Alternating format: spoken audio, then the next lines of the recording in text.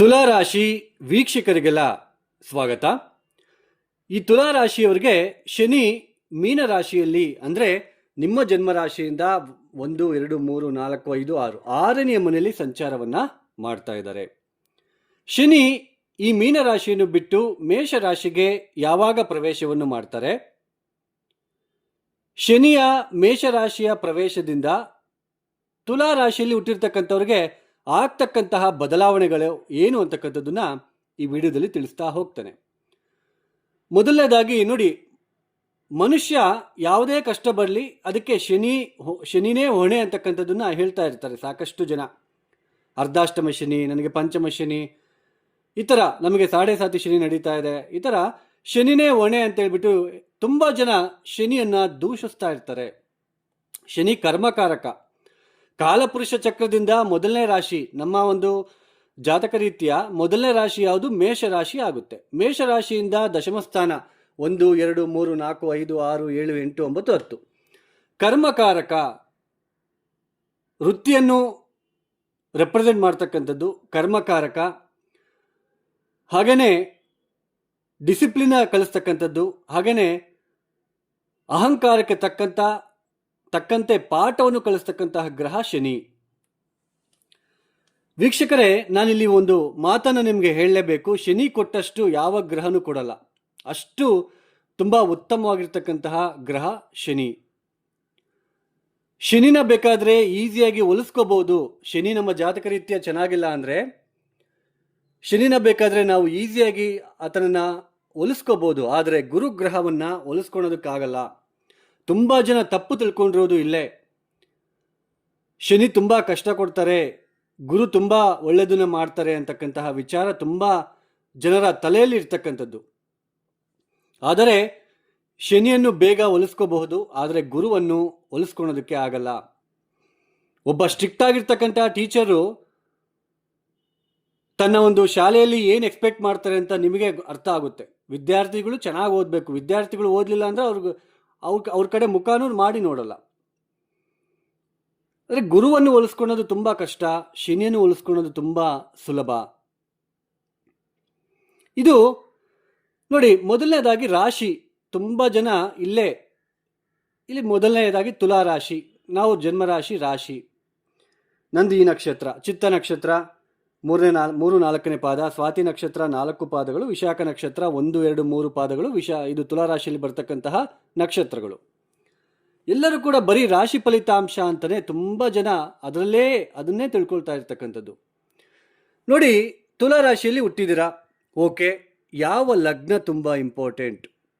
ವೃಷಭ ಲಗ್ನನ, ಮಿಥುನ ಲಗ್ನನ, ಕರ್ಕಾಟಕ ಲಗ್ನನ, ಸಿಂಹ ಲಗ್ನನ, ಕನ್ಯಾ ಲಗ್ನನ, ತುಲಾ ಲಗ್ನನ, ಅಥವಾ ವೃಶ್ಚಿಕ ಲಗ್ನನ, ಅಥವಾ ಧನಸ್ಸು ಲಗ್ನನ, ಮಕರ ಲಗ್ನನ, ಅಥವಾ ಕುಂಭ ಲಗ್ನನ, ಅಥವಾ ಮೀನ ಲಗ್ನನ, ಅಥವಾ ಮೇಷ ಲಗ್ನನ?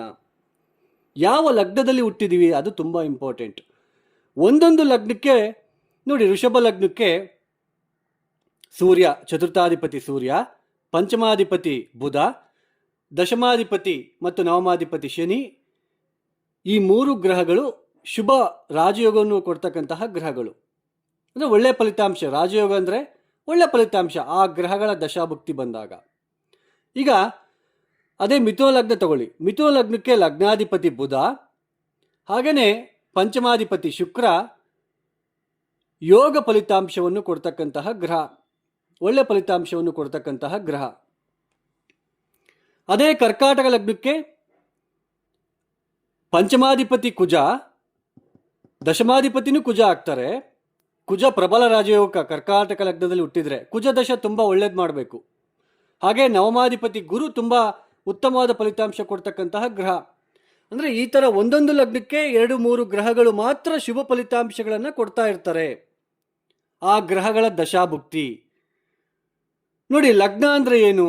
ಲಗ್ನ ಅಂದರೆ ನಮ್ಮ ತಲೆಯಿಂದ ಹಿಡಿದು ಕಾಲಿನ ತನಕ ನಮ್ಮ ಶರೀರ ಆಕೃತಿ ಯಾವ ಥರ ಇದೆ, ನಾವು ತುಂಬ ನೋಡಲಿಕ್ಕೆ ಚೆನ್ನಾಗಿದ್ದೀವ, ನಾವು ಮಾಡ್ತಕ್ಕಂತಹ ಕೆಲಸ ಕಾರ್ಯಗಳು ಯಾವ ಥರ ಇರುತ್ತೆ, ಅರ್ಧಂಬರ್ಧ ಮಾಡ್ತೀವ, ಪೂರ್ತಿ ಮಾಡ್ತೀವ, ಅಥವಾ ನಮ್ಮ ಬಗ್ಗೆ ಜನಗಳು ಯಾವ ಥರ ತಿಳ್ಕೊಳ್ತಾ ಇದ್ದಾರೆ, ನಮ್ಮ ಗುಣ ಸ್ವಭಾವ ಯಾವ ಥರ ಇರುತ್ತೆ, ಇದೆಲ್ಲನೂ ಕೂಡ ಲಗ್ನ ರೆಪ್ರೆಸೆಂಟ್ ಮಾಡುತ್ತೆ. ರಾಶಿ ಅಂದರೆ ಆ ಶರೀರದಲ್ಲಿ ಬರ್ತಕ್ಕಂತಹ ಮನಸ್ಸು ಅದೇ ರಾಶಿ. ಲಗ್ನ ಅಂದರೆ ಕ್ಯಾರೆಕ್ಟ್ರು. ಆ ಕ್ಯಾರೆಕ್ಟರ್ ಅಂದರೆ ಆ ಮನುಷ್ಯನ ಒಂದು ಬಾಡಿ ಏನಿದೆ ಅದರಲ್ಲಿ ಬರ್ತಕ್ಕಂತಹ ಮನಸ್ಸಿಗೆ ರಾಶಿ ಅಂತ ಕರಿತೀವಿ.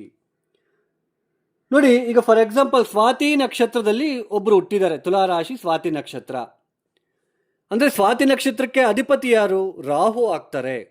ಅಂದರೆ ರಾಹು ದಶ ನಿಮಗೆ ಸ್ಟಾರ್ಟ್ ಆಗುತ್ತೆ. ರಾಹು ದಶ ಆದಮೇಲೆ ಗುರು ಮಹಾದಶ, ಗುರು ಮಹಾದಶ ಆದಮೇಲೆ ಶನಿ ಮಹಾದಶ, ಶನಿ ಮಹಾದಶ ಆದಮೇಲೆ ಬುಧ ಮಹಾದಶ.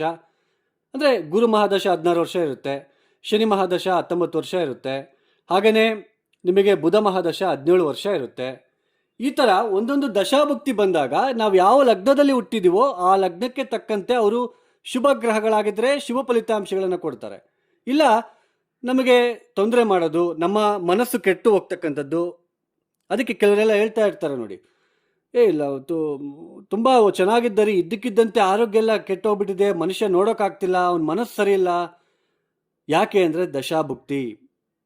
ಮೊನ್ನೆ ತನಕ ಚೆನ್ನಾಗಿದ್ದಾರೆ ಅವನು, ಆದರೆ ಇತ್ತೀಚೆಗೆ ತುಂಬ ಆರೋಗ್ಯ ಕೆಟ್ಟೋಗ್ಬಿಟ್ಟಿದೆ, ತುಂಬ ವೀಕ್ ಆಗಿಬಿಟ್ಟಿದ್ದಾನೆ. ಅದೇ ಲಗ್ನ ರಾಶಿ. ಅಂದರೆ ಯಾವ ದಶಾಭುಕ್ತಿ ನಡೀತಾ ಇದೆ ಆ ದಶಾಭುಕ್ತಿ ನಾವು ಹುಟ್ಟಿರ್ತಕ್ಕಂಥ ಲಗ್ನಕ್ಕೆ ಅವ್ರ ಯೋಗಕಾರಕನ ಅವಯೋಗಕಾರಕನ ಅದನ್ನು ನಾವು ನೋಡ್ಕೋಬೇಕಾಗುತ್ತೆ. ರಾಶಿ ಅನ್ನೋದು ಕೇವಲ ಮನಸ್ಸು ರೀ. ನಮ್ಮ ಮನಸ್ಸು ದಶಾಭುಕ್ತಿ ಬಂದಾಗಲೆಲ್ಲ ಚೇಂಜ್ ಆಗ್ತಾ ಇರುತ್ತೆ. ಒಂದೊಂದು ದಶಾಭುಕ್ತಿಗೂ ಒಂದೊಂದು ಥರ ಮನಸ್ಸು ಆಗ್ತಾ ಇರುತ್ತೆ ನಮಗೆ. ಸೊ ಅದನ್ನೇ ನಾವು ರಾಶಿ ಅಂತ ಕರಿತೀವಿ. ಲಗ್ನ ತುಂಬ ಮುಖ್ಯ. ಒಬ್ಬೊಬ್ರು ನೋಡೋಕೆ ಚೆನ್ನಾಗಿರಲ್ಲ, ಒಬ್ಬೊಬ್ರು ನೋಡೋಕೆ ಚೆನ್ನಾಗಿರ್ತಾರೆ. ಈ ಥರ ಲಗ್ನ ಯಾವುದಲ್ಲಿ ಹುಟ್ಟಿರ್ತೀವೋ ಆ ಲಗ್ನಾಧಿಪತಿ ಯಾರು, ಪಂಚಮಾಧಿಪತಿ ಯಾರು, ಯೋಗಕಾರಕ ಗ್ರಹಗಳ ದಶಾಭುಕ್ತಿ ಬಂದಾಗ ಅವರು ಶಿವ ಫಲಿತಾಂಶಗಳನ್ನು ಕೊಡ್ತಾರೆ. ಹಾಗೆಯೇ ನಾವು ಪ್ಲಾನೆಟ್ ಸ್ಟ್ರೆಂತ್ ಚೆಕ್ ಮಾಡಬೇಕಂದ್ರೆ, ಈಗ ಒಂದು ಗ್ರಹ ದಶ ನಡೀತಾ ಇದೆ. ಈಗ ನೋಡಿ, ತುಲಾ ರಾಶಿಯಲ್ಲಿ ಹುಟ್ಟಿದ್ದಾರೆ ಯಾರೋ ಒಬ್ಬ ವ್ಯಕ್ತಿ, ತುಲಾ ರಾಶಿಯಲ್ಲಿ ಹುಟ್ಟಿದ್ದೀರಾ. ಇಲ್ಲಿ ಕುಂಭ ಲಗ್ನದಲ್ಲಿ ಒಬ್ಬ ವ್ಯಕ್ತಿ ಹುಟ್ಟಿದ್ದಾನೆ. ಕುಂಭ ಲಗ್ನಕ್ಕೆ ನಮಗೆ ಚತುರ್ಥಾಧಿಪತಿ, ನವಮಾಧಿಪತಿ ಶುಕ್ರ, ಬುಧ, ಪಂಚಮಾಧಿಪತಿ ಬುಧ ಶುಭ ಫಲಿತಾಂಶಗಳನ್ನು ಕೊಡ್ತಕ್ಕಂತಹ ಗ್ರಹಗಳು. ಈ ಕುಂಭ ಲಗ್ನದಲ್ಲಿ ಹುಟ್ಟಿದ್ದಾರೆ. ಇದು ಲಗ್ನ. ತುಲಾ ರಾಶಿಯಲ್ಲಿ ಹುಟ್ಟಿದ್ದಾರೆ. ಲಗ್ನ ಇದು, ರಾಶಿ ಇದು.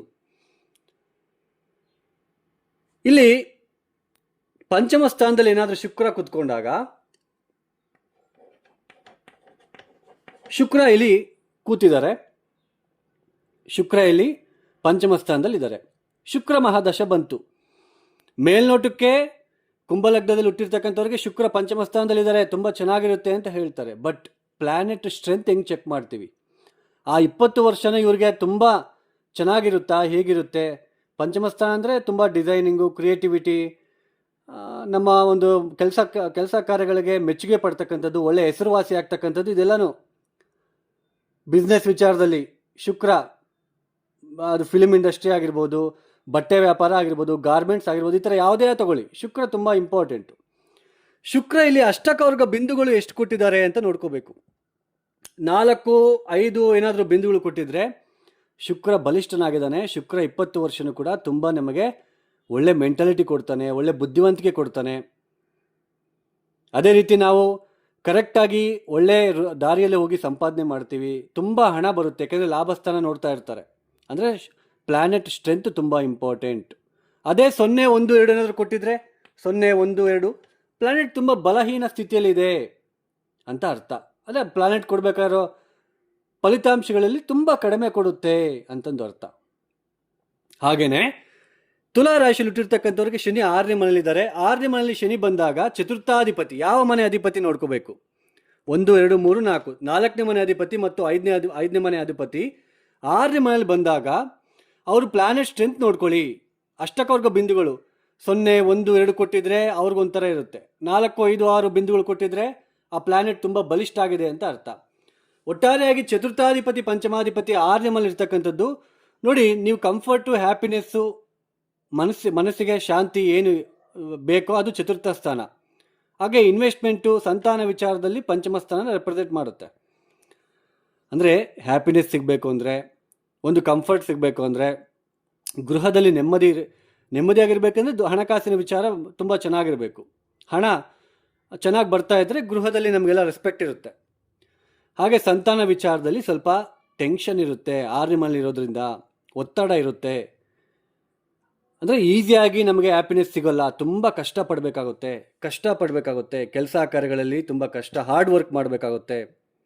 ಅಂದರೆ ಸುಖ, ಯಾವ ಸುಖನೂ ಕೂಡ ಹ್ಯಾಪಿನೆಸ್ಸು ಪಕ್ಕಕ್ಕಿಟ್ಬಿಟ್ಟು ಮುಂದಕ್ಕೆ ಹೋಗ್ತಕ್ಕಂಥದ್ದು. ಎಲ್ಲನೂ ಪಕ್ಕಕ್ಕಿಟ್ಬಿಟ್ಟು ಕಷ್ಟಪಟ್ಬಿಟ್ಟು ಕೆಲಸ ಮಾಡ್ಕೊಳ್ತಾ ಹೋಗಬೇಕಾಗಿರುತ್ತೆ. ನೀವಾಗಲೇ ತುಲಾರಾಶಿಯವರು ಅಬ್ಸರ್ವ್ ಮಾಡ್ತಾ ಇದ್ದೀರಾ, ಕೆಲವರಿಗೆ ಅಂದ್ಕೊಂಡಿರೋ ಕೆಲಸಗಳು ಆಗ್ತಾ ಇಲ್ಲ, ಮನೆಯಲ್ಲಿ ನೆಮ್ಮದಿ ಇರೋದಿಲ್ಲ, ಬರೀ ಕೆಲಸ ಅಂತ 6ನೇ ಮನೇಲಿ ಶನಿ ನಿಮಗೆ ತೊಂದರೆ ಕೊಡ್ತಾ ಇರುತ್ತೆ. ಬಟ್ ದಶಾಭುಕ್ತಿ ಯಾವ್ದು ನಡೀತಾ ಇದೆ ಅಂತ ನೋಡ್ಕೋಬೇಕು. ಶನಿ ಮಹಾದಶ ನಡೀತಾ ಇದ್ರೆ ಅದು ಇನ್ನೂ ಜಾಸ್ತಿ ಡಬಲ್ ಇಂಪ್ಯಾಕ್ಟ್ ಇರುತ್ತೆ. ಒಟ್ಟು 6ನೇ ಮನೇಲಿ ಶನಿ ಬಂದಾಗ ತುಂಬ ಜನ ಹೇಳ್ತಾ ಇರೋದು ನೀವು ಕೇಳ್ತಾ ಇರ್ತೀರ, ರೋಗನಾಶ, ಶತ್ರುನಾಶ, ಕೋರ್ಟ್ ಕಚೇರಿ ವಿಚಾರದಲ್ಲಿ ತೊಂದರೆಗಳು ಕಡಿಮೆ ಆಗ್ತದೆ, ನಿಮ್ಮ ಜಯ ಸಿಗುತ್ತೆ, ಇದೆಲ್ಲ ಓಕೆ. ಬಟ್ ಯಾವ ಮನೆ ಅಧಿಪತಿ, ಚತುರ್ಥಾಧಿಪತಿ, ಪಂಚಮಾಧಿಪತಿ 6ನೇ ಮನೇಲಿ ಸಂಚಾರ, ಅಷ್ಟು ಈಸಿಯಾಗಿ ಹ್ಯಾಪಿನೆಸ್ ಸಿಗೋಲ್ಲ, ಕಂಫರ್ಟ್ ಸಿಗೋಲ್ಲ, ನೆಮ್ಮದಿಯಾಗಿರೋಕ್ಕಾಗಲ್ಲ. ತುಂಬ ಹಾರ್ಡ್ ವರ್ಕ್ ಮಾಡಲೇಬೇಕು. ಇವಾಗ ಈ ಸಮಯದಲ್ಲಿ ತುಂಬ ನಿಮ್ಮ ಹತ್ರ ಕಷ್ಟ ತೆಗಿತಾನೆ. ದಿನನಿತ್ಯದ ಜೀವನದಲ್ಲಿ ತುಂಬ ಬದಲಾವಣೆಗಳನ್ನು ನೋಡ್ತಾ ಬರ್ತಾ ಇದ್ದೀರಾ ನೀವು ತುಲಾರಾಶಿಯವರು. ಸಂತಾನದ ವಿಚಾರದಲ್ಲಿ ಖರ್ಚುಗಳು ಜಾಸ್ತಿ ತೋರಿಸ್ತಾ ಇರುತ್ತೆ, ಸಂತಾನಕ್ಕೋಸ್ಕರ ಖರ್ಚುಗಳು ಜಾಸ್ತಿ. ನಿಮಗೂ ಕೆಲವೊಬ್ಬರಿಗೆ ಆರೋಗ್ಯದಲ್ಲಿ ವ್ಯತ್ಯಾಸಗಳು ಆಗ್ತಾ ಇರುತ್ತೆ, ಕಾಲಿನ ನೋವು, ಈ ಥರ ಬ್ಯಾಕ್ ಪೇಯ್ನು, ಇದೆಲ್ಲ ನಿಮಗೆ ನೋಡ್ತಾ ಇರ್ತೀರಾ. ಹೊಟ್ಟೆಗೆ ಸಂಬಂಧಪಟ್ಟಿರ್ತಕ್ಕಂಥದ್ದು, ಗ್ಯಾಸ್ಟ್ರಿಕ್ಕು, ಇದೆಲ್ಲ ನೋಡ್ತಾ ಇರ್ತೀರಾ. ಯಾವಾಗ ಈ ಶನಿ ಸಪ್ತಮ ಸ್ಥಾನಕ್ಕೆ ಬರ್ತಾರೆ, ನಿಮ್ಮ ಜನ್ಮರಾಶಿಯಿಂದ ಸಪ್ತಮ ಸ್ಥಾನಕ್ಕೆ ಬರ್ತಾ ಇದ್ದಾರೆ ಅಂದರೆ 2027 ಜೂನ್ 3ನೇ ತಾರೀಕು ಸಪ್ತಮ ಸ್ಥಾನಕ್ಕೆ ಬರ್ತಾರೆ. ಶನಿ ಅಂದ್ರೇ ರಿಸ್ಟ್ರಿಕ್ಷನ್ ಪ್ಲಾನೆಟ್ ಅಲ್ವಾ, ಅಂದರೆ ಅಡೆತಡೆಗಳನ್ನು ಕೊಡ್ತಕ್ಕಂತಹ ಗ್ರಹ. ಅಂದರೆ ಚತುರ್ಥಾಧಿಪತಿ, ಪಂಚಮಾಧಿಪತಿ 6ನೇ ಮನೆಯಿದ್ದಾಗ ಅಡೆತಡೆ ಕೊಡ್ತಾರೆ. ಸುಖಕ್ಕೆ ಭಂಗ, ಕಷ್ಟಪಟ್ಟು ಕೆಲಸ ಮಾಡು, ಬೆಳಗ್ಗೆಯಿಂದ ರಾತ್ರಿವರೆಗೂ ಕೆಲಸ ಮಾಡು, ಮನೆಗೆ ಹೋಗಿ ಮಲ್ಕೋ, 12ನೇ ಮನೆ. ಪಂಚಮಾಧಿಪತಿ ಒಂದು ರೆಕಗ್ನೈಸೇಷನ್ ಬೇಕು ಅಂದರೆ, ಮತ್ತಮೇಲೆ ಒಂದು ಹೆಸರು, ಯಾವುದೇ ಒಂದು ಕೆಲಸ ಮಾಡಬೇಕಾದ್ರೆ ಒಂದು ಹೆಸರು ಬೇಕು, ಮತ್ತು ಸಂತಾನ ವಿಚಾರದಲ್ಲಿ ಆಲೋಚನೆ ಮಾಡ್ತಕ್ಕಂಥ ವಿಧಾನ ಆಗಿರ್ಬೋದು, ಇದೆಲ್ಲನೂ ಕೂಡ ತುಂಬ ಲಾಟ್ ಆಫ್ ಸ್ಟ್ರಗಲ್, ಹೋರಾಟದ ನಂತರ ನಿಮಗೆ ಸಕ್ಸಸ್ ಸಿಗುತ್ತೆ ಅಂತ ಅರ್ಥ. ಅಂತಹ ರಿಸ್ಟ್ರಿಕ್ಷನ್ ಪ್ಲಾನೆಟ್ ಸಪ್ತಮ ಸ್ಥಾನಕ್ಕೆ ಬಂದಾಗ ಗಂಡ ಹೆಂಡತಿರ ಮಧ್ಯೆ ಭಿನ್ನಾಭಿಪ್ರಾಯಗಳು, ಬಾಂಡಿಂಗು ಕಡಿಮೆ ಆಗ್ತಕ್ಕಂಥದ್ದು, ನಿಮ್ಮ ಮತ್ತು ಹೆಂಡತಿ ಅಥವಾ ನಿಮ್ಮ ಮತ್ತು ಗಂಡನ ನಡುವೆ ಪರಸ್ಪರ ಪ್ರೀತಿ ಅನ್ಯೋನ್ಯತೆ ಕಡಿಮೆ ಆಗ್ತಕ್ಕಂಥದ್ದು, ಪ್ರತಿ ಕೆಲಸದಲ್ಲೂ ವಿಳಂಬಗಳನ್ನು ಎದುರಿಸ್ತಕ್ಕಂಥದ್ದು, ವ್ಯಾಪಾರದಲ್ಲಿ ಅಭಿವೃದ್ಧಿ ಕಡಿಮೆ ಆಗ್ತಕ್ಕಂಥದ್ದು, ಹಾಗೆಯೇ ನಿಮ್ಮ ಹತ್ತಿರದ ಸಂಬಂಧಿಗಳ ಹತ್ರ ತೊಂದರೆಗಳನ್ನು ಎದುರಿಸ್ತಕ್ಕಂಥದ್ದು, ನಿಮ್ಮ ಗಂಡ ಅಥವಾ ಹೆಂಡತಿ ಕಡೆಯಿಂದ ಆಗಿರ್ಬೋದು, ನಿಮ್ಮ ಕ್ಲೋಸ್ ಫ್ರೆಂಡ್ಸ್ ಆಗಿರ್ಬೋದು, ಸಂತಾನದಿಂದ ಆಗಿರ್ಬೋದು, ನೆಮ್ಮದಿ ಕಡಿಮೆ ಆಗ್ತಕ್ಕಂಥದ್ದು ನಿಮಗೆ ಸಪ್ತಮ ಭಾವಕ್ಕೆ ಬಂದಾಗ ಕಾಣ್ತಾ ಇರುತ್ತೆ. ಇಲ್ಲಿ ಅಷ್ಟಕವರ್ಗ ಬಿಂದುಗಳು ಎಷ್ಟು ಕೊಟ್ಟಿದ್ದಾರೆ ಅದನ್ನು ನೋಡ್ಕೋಬೇಕು. 0, 1, 2 ಕೊಟ್ಟಿದ್ರೆ ಸಾಕಷ್ಟು ಮಾನಸಿಕ ಅಶಾಂತವಾಗಿ ಇರೋದಕ್ಕೆ ಸಾಧ್ಯತೆ ಇರುತ್ತೆ, ತುಂಬ ತೊಂದರೆ ಆಗ್ತಕ್ಕಂಥದ್ದು ಇರುತ್ತೆ. ಅಷ್ಟಕವರ್ಗ ಬಿಂದುಗಳೇನಾದರೂ 4, 5, 6 ಬಿಂದುಗಳು ಕೊಟ್ಟಿದ್ರೆ ಸ್ವಲ್ಪ ಉತ್ತಮ ಇರೋದರಲ್ಲಿ ಉತ್ತಮ ಸ್ಥಿತಿಯನ್ನು ಕೊಡ್ತಾ ಹೋಗ್ತಾರೆ. ಹಾಗೆಯೇ ಶನಿ ಕರ್ಮಕಾರಕ ಆಗಿರೋದ್ರಿಂದ ಶನಿ ನಮಗೆ ಕರ್ಮವನ್ನು ರೆಪ್ರೆಸೆಂಟ್ ಮಾಡ್ತಾರೆ. ಸೊ ತೊಂದರೆ ಕೊಡೋಕ್ಕೆ ಬಂದಾಗ ನಾವು ಯಾವ ಪರಿಹಾರ ಮಾಡ್ಕೋಬೇಕು ಅನ್ನೋದು ತುಂಬ ಇಂಪಾರ್ಟೆಂಟು. ಸೊ ಇಲ್ಲಿ ನೀಚ ಸ್ಥಾನಕ್ಕೆ ಬರ್ತಾ ಇದ್ದಾರೆ, ಸಪ್ತಮ ಸ್ಥಾನ ನೀಚ ಸ್ಥಾನ ಆಗುತ್ತೆ, ಅವ್ರಿಗೆ ಇಷ್ಟವಾಗದೇ ಇರತಕ್ಕಂತಹ ಸ್ಥಾನ. ಸೊ ಶಿವನ ಆರಾಧನೆ, ಕಾಲಭೈರವ ಆರಾಧನೆ ಮಾಡಬೇಕು ಈ ಸಮಯದಲ್ಲಿ.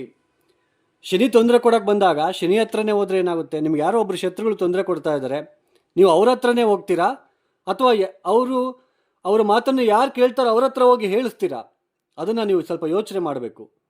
ಶನಿ ನಮಗೆ ಚೆನ್ನಾಗಿಲ್ಲ, ಜಾತಕದಲ್ಲಿ ತುಂಬ ಬಲಹೀನ ಆಗಿದ್ದಾರೆ ಅಂತಂದರೆ ಶನಿಗೆ ಯಾರ ಮಾತನ್ನು ಕೇಳ್ತಾರೆ ಅಂದರೆ ಶಿವ. ತ್ರಯೋದಶಿ ತಿಥಿ ದಿನ ಶಿವನಿಗೆ, ಕಾಲಭೈರವನಿಗೆ ಎಳ್ಳೆಣ್ಣೆ ಅಭಿಷೇಕ, ಓಂ ನಮಃ ಶಿವಾಯ ಮಂತ್ರ ಪಠನೆ ಪ್ರತಿನಿತ್ಯ ಮಾಡ್ತಾ ಹೋಗಬೇಕು. ಎಳ್ಳು ಬತ್ತಿ ಶಿವನ ದೇವಸ್ಥಾನದಲ್ಲಿ, ಕಾಲಭೈರವ ದೇವಸ್ಥಾನದಲ್ಲಿ ಹಚ್ಚಿ ಬರ್ತಕ್ಕಂಥದ್ದು, ಕಾಲಭೈರವ ಗಾಯತ್ರಿ ಮಂತ್ರ ಹೇಳ್ಕೊಳ್ತಕ್ಕಂಥದ್ದು, ಈ ಥರ ಮಾಡ್ತಾ ಹೋಗಬೇಕು. ಆವಾಗ ಆ ಕರ್ಮ, ಶನಿಯಿಂದ ಬರ್ತಕ್ಕಂತಹ ಕರ್ಮಗಳು ಕಡಿಮೆ ಆಗ್ತಾ ಹೋಗುತ್ತೆ, ತೊಂದರೆಗಳು ಕಡಿಮೆ ಆಗ್ತಾ ಹೋಗುತ್ತೆ. ಅರ್ಥ ಮಾಡ್ಕೊಳ್ಳಿ ಇದು. ಆಮೇಲೆ ಈ ರಾಶಿಯವರಿಗೆ ಈ ತಿಂಗಳಿನಲ್ಲಿ ಗಜಕೇಸರಿ ಯೋಗ, ಬುಧಾದಿತ್ಯ ಯೋಗ, ಈ ಥರ ಎಲ್ಲ ಇರೋದಿಲ್ಲ. ಅರ್ಥ ಮಾಡ್ಕೊಳ್ಳಿ, ಜನ್ಮರಾಶಿಯಿಂದ ಗೊತ್ತಾಗಲ್ಲ. ನಿಮ್ಮ ಜನ್ಮ ಜಾತಕದಲ್ಲಿ ಇದ್ದರೆ ಅವರು ಯೋಗಕಾರಕರ, ಅವ್ರು ಎಲ್ಲಿದ್ದಾರೆ, ಅವರು ವಕ್ರಿ ಆಗಿದ್ದರೆ ಗಜಕೇಸರಿ ಯೋಗ ಅನ್ವಯ ಆಗಲ್ಲ. ತುಂಬ ರಾಂಗ್ ಆಗಿ ತಿಳ್ಕೊಂಡಿದ್ದಾರೆ, ಅರ್ಥ ಮಾಡ್ಕೊಳ್ಳಿ.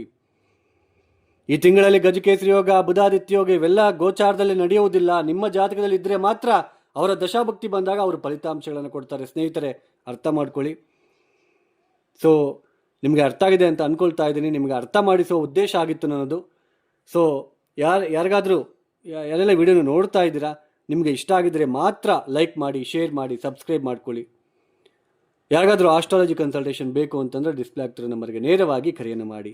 ಸರ್ವೇ ಜನೋ ಸುಖಿನೋ ಭವಂತು. ಧನ್ಯವಾದಗಳು. ಜೈ ಶ್ರೀರಾಮ್.